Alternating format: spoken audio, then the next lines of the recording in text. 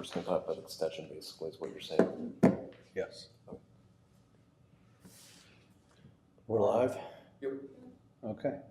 It is 6:07. We'll go ahead and call the Board of Zoning Appeals meeting to order for September 20th, 2022. Mr. Dreyer, would you mind calling roll call for us, please? Absolutely. Udaly, Hunley, Jazowitz, Here. McCoy, Here. Metzger. Here. Okay, the first item on the agenda for tonight is the approval of minutes. There was two separate minutes that needed to be approved from May 17th and then also from July 19th. Unfortunately, with Mr. Hundley not here and Mr. Udaly not here at the moment, and then with absences from the prior meetings kind of varying, we're not able to move forward with the approval of either one of those. So we will table the approval of those meeting minutes until next meeting. I don't see that we have any speakers here to be sworn in. So nobody was going to be here on behalf of the applicant from this tonight.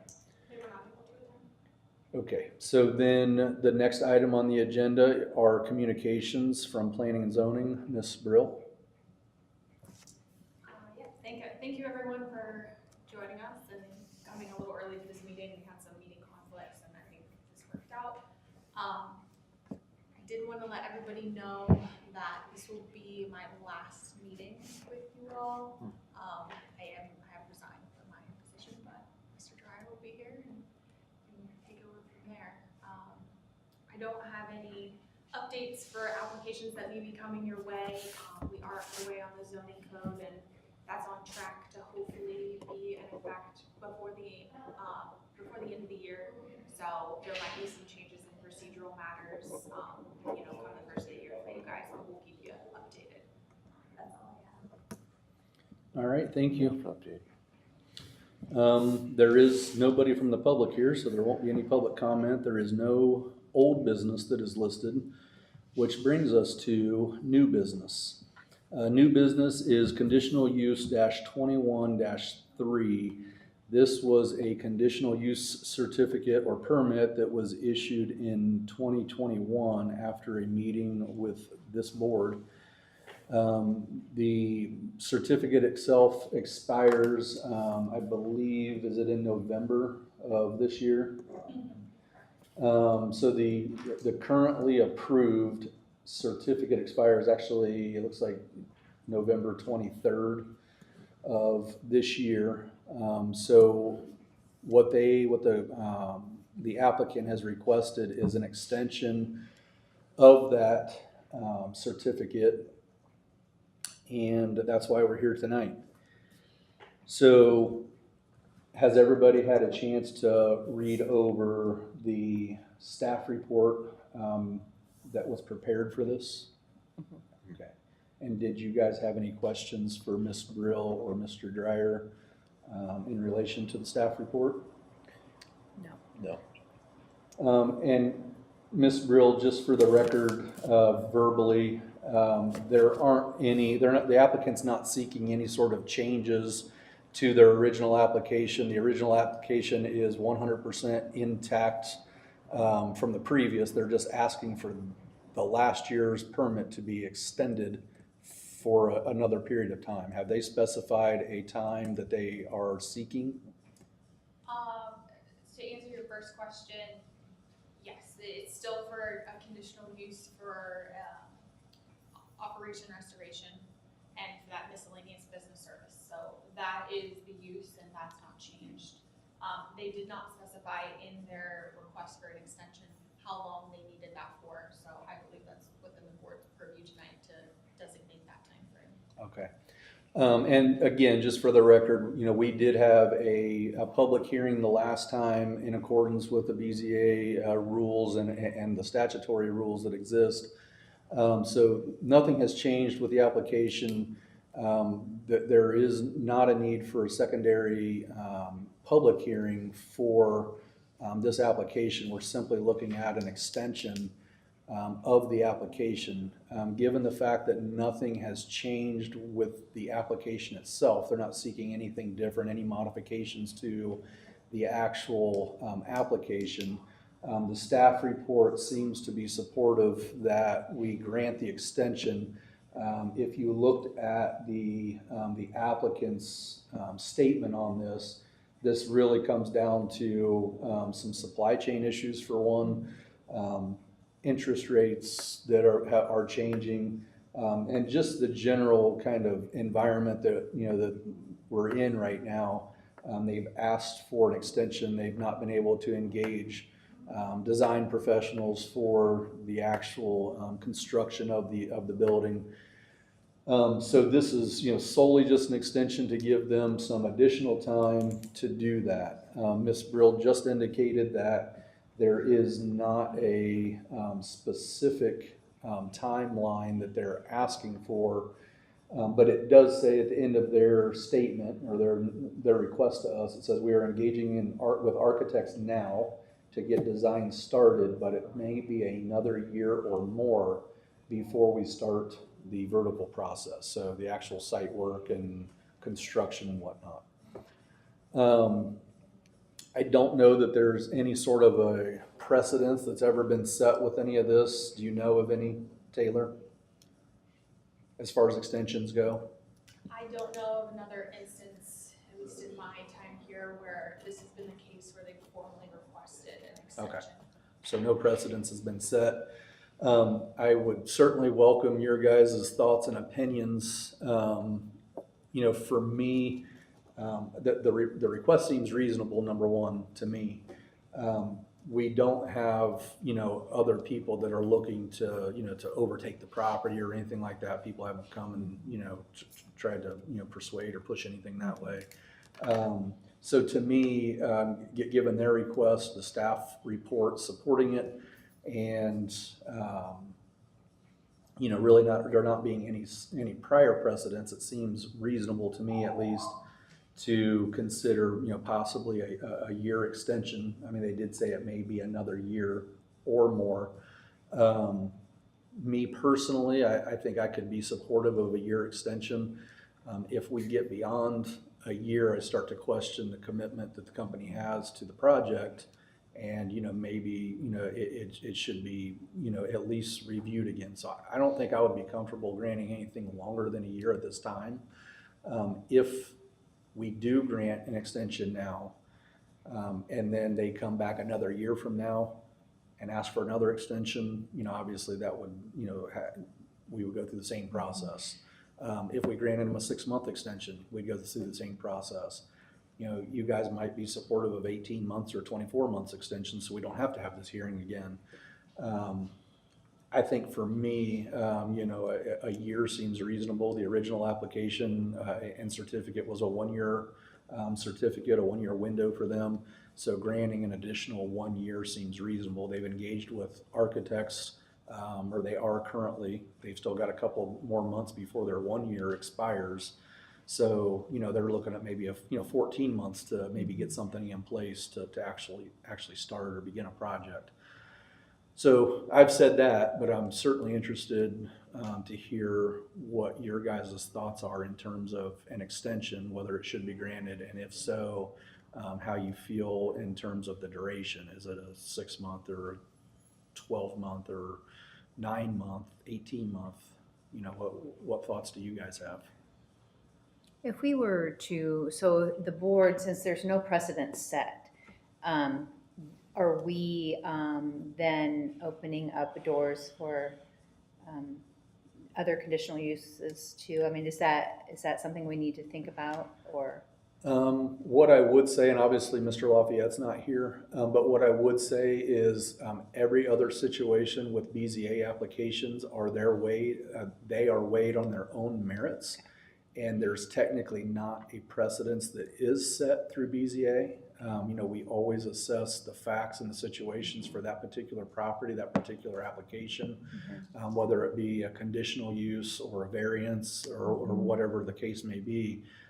It's solely related to that. And of course, one little factor, in one location or type of business or whatever the application is, it may seem small, but it could have, farther reaching effects. So, to me, we're not setting a precedence. You can sneak through.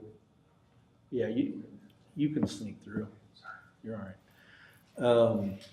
We're not setting a precedence through the extension. I think it may provide a little bit of a guide going forward, but I don't think that this, if we said, okay, we're gonna, consider a 6-month, that doesn't mean in the future that we couldn't consider a 12-month.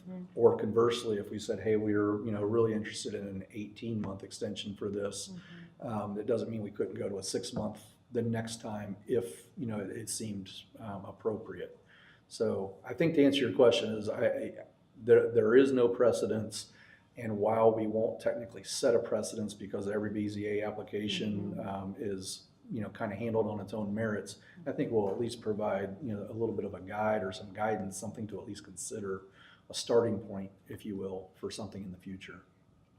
Yeah, when I saw this originally, I was kind of surprised, when we started talking about the precedence of this, I was kind of surprised because I had some of the same impression that we didn't Correct. follow a precedence. But I see what you were saying, just a general guideline of what's historically happened in circumstances. And given that this hasn't happened before, I think this is kind of an important thing to figure out for future extensions that may come about. And so I'm curious what authority do we have an extension? Like, could we extend it 5 years theoretically? You know what I mean? So would Paul be the one to know that information, or Justin, or? Taylor, did you get any indication from Mr. Lafayette whatsoever if there was any limitations set to the extension, either on the short side or the long side? I don't believe that there are any limitations. The code doesn't specify any limitations. I think as long as your reasonings are supported in this meeting and in the testimony that why you're granting an extension of a certain period of time and it's clear, I think that it's well in your purview to decide that duration on a case-by-case basis if this would happen in the future. Is it worth entertaining, like maybe the 18-month? The world, as it is, and the supply chains that, in the foreseeable future, I believe are still going to probably cause delays in contractors and equipment and product.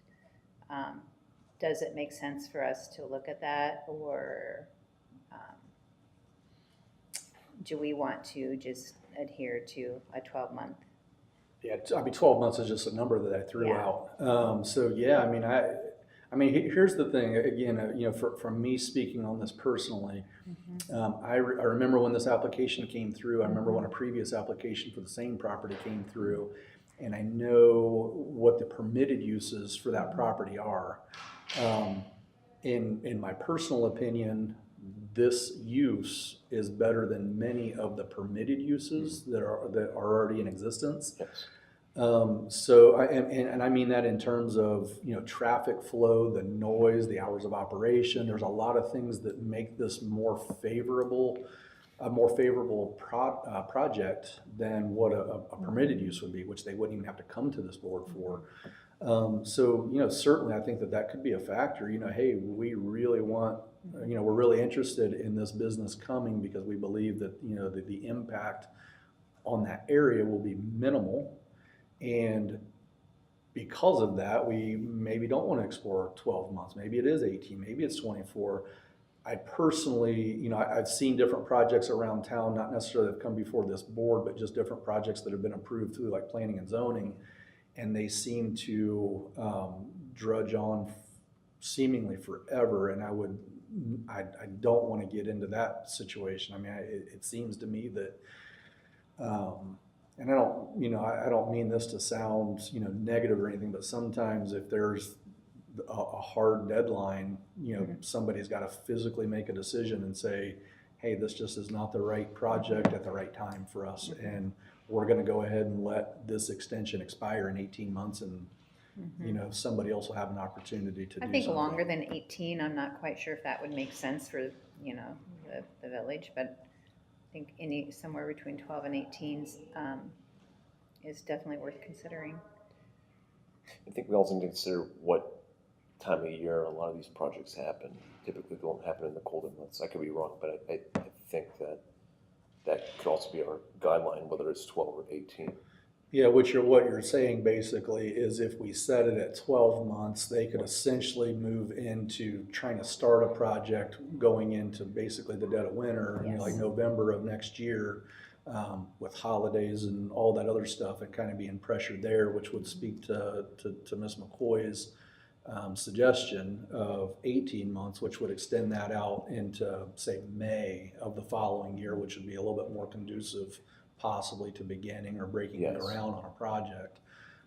I could certainly understand that perspective, and I could, you know, I could support that. I could get behind that. I think it's a very valid point, seasonal.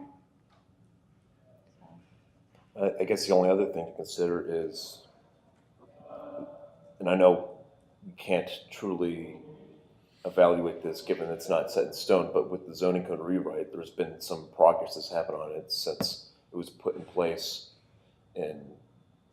or since we discussed this last year. So would anything that happens with the zoning code between this extension and the actual updated revision of it, would that impact this property, or would that be grandfathered in?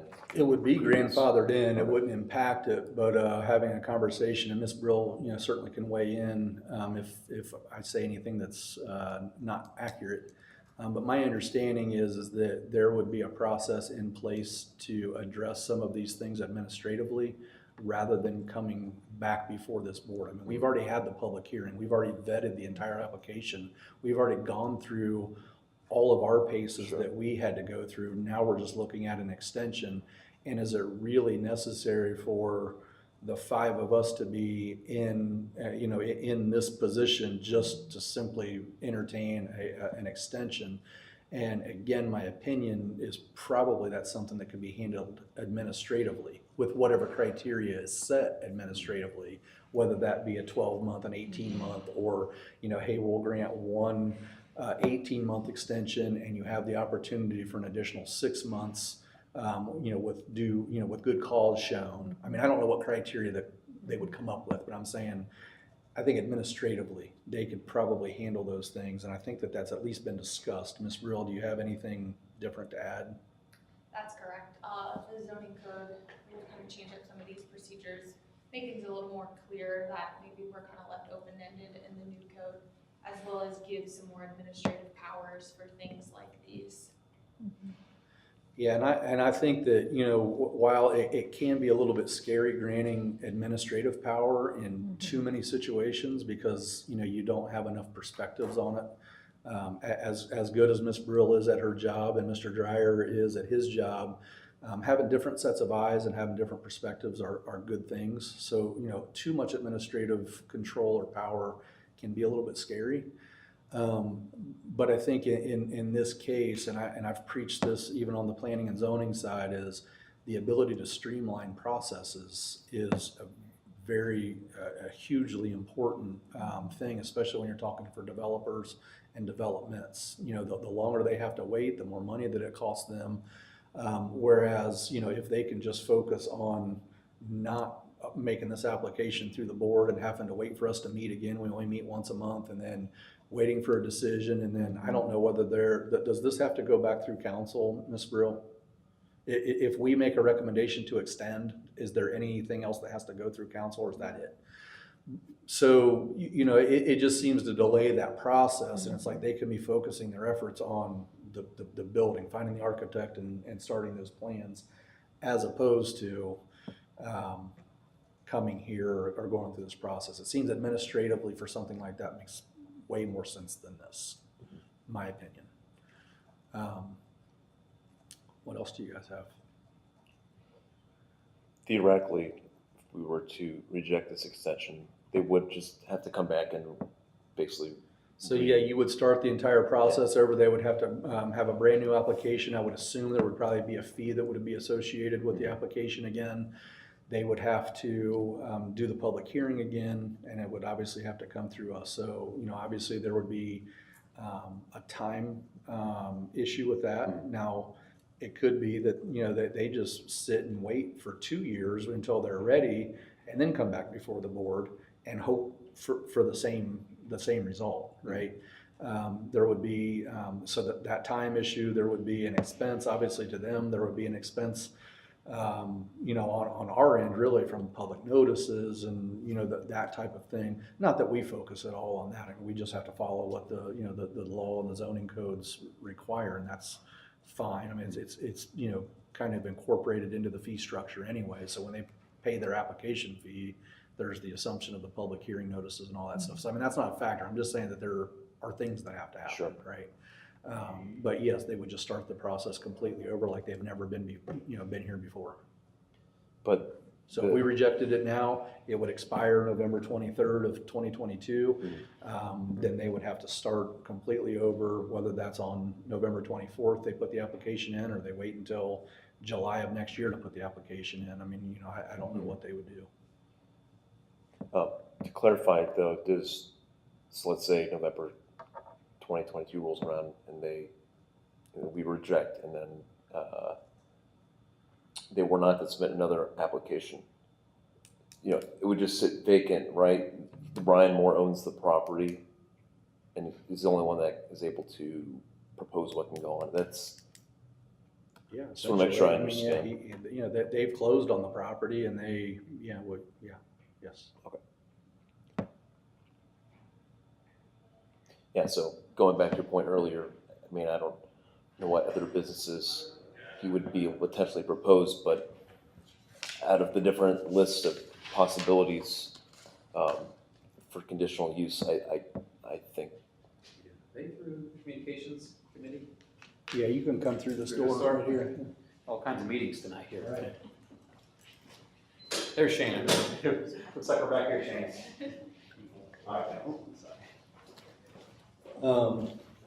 but yeah, so, yeah, going back to what you said, all the different list of conditional uses for the property. Don't know what else he would want to do. And Chief's conference room. Yeah, please, you're not gonna be able to get in though, I don't think. That's okay, it's just sound. Yeah. So I'm led to believe that this is probably an appropriate thing to extend at this time. Anybody else in your preferred peanut meeting? So, based on the did you have anything else that you would like to add, or, based on the conversation, that we just had, the discussion we just had, the thoughts and so forth, I mean, I think, what both of you said really makes a lot of sense, and, what I would say is, I mean, I would make a motion that we extend this for up to 18 months. Provided there are no other modifications, changes, or anything else to the application. But, the application as it is right now today, we'll extend that permit, the previously approved permit, out for an additional 18 months. And then, maybe at that time, it would be an administrative decision after that anyways. So that would be my motion, that we extend the current certificate of, what's it called? The conditional use certificate out for an additional 18 months, which would put it, May of 2024. Does that sound right? Yeah, that sounds correct. So that's my motion. I would accept a second. I second. Jazzowitz, Yes. McCoy, Yes. Metzger. Yes. All right. And Ms. Brill, you'll obviously take care of the communication with the applicant. Correct. Okay. The next item on the agenda is any discussion that we need to have. Is there anything that you guys need to discuss before whatever the next meeting we have is? I do not have anything. Motion to adjourn. Thank you both for being here and being able and willing to come early. You're Yeah, welcome. of course.